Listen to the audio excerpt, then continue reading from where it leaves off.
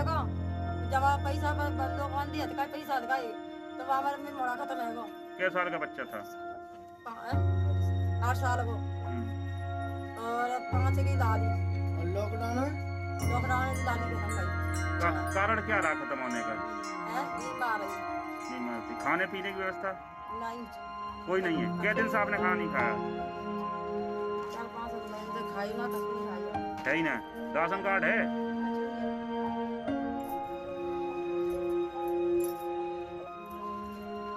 दवा की पैसा नहीं है हाँ आदि बीमार है तो सांस में बीमार है।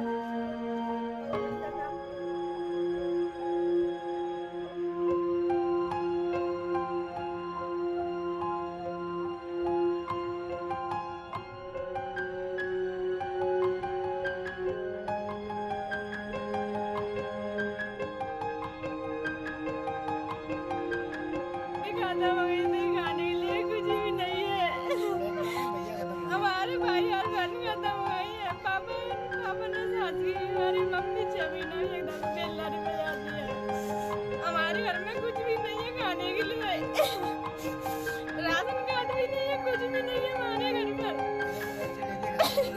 माँ मांग के खा लेते हैं, कभी कभी भूखे सो जाते हैं।